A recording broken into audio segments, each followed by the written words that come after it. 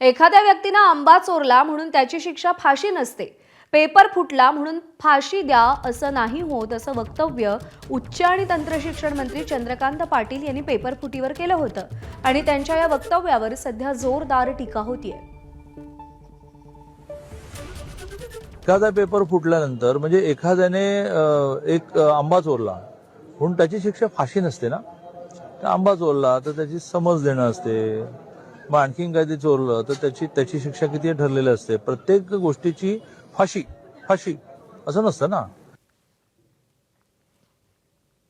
पुढची बातमी पाहूया. काँग्रेस प्रदेशाध्यक्ष हर्षवर्धन सपकाळ यांनी मंत्री चंद्रकांत पाटील यांच्यावर सडकून टीका केली आहे.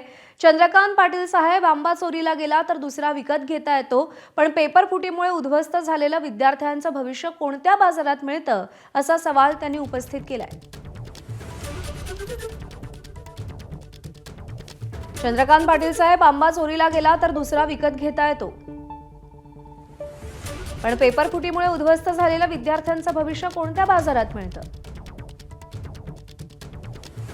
आत्महत्या केलेल्या विद्यार्थ्यांच्या आई वडिलांना नवीन लेकरू कोणत्या बाजारात मिळणार?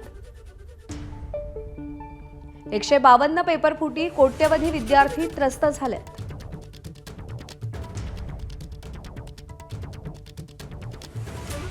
आणि तरीही हा विषय तुम्हाला आंबा चोरी एवढा किरकोळ वाटतो? विद्यार्थ्यांच्या भविष्याशी अशी थट्टा करणाऱ्या व्यक्तीकडे राज्याचं उच्च आणि तंत्रशिक्षण मंत्रालय असणं हीच महाराष्ट्राची सगळ्यात मोठी शोकांतिका आहे.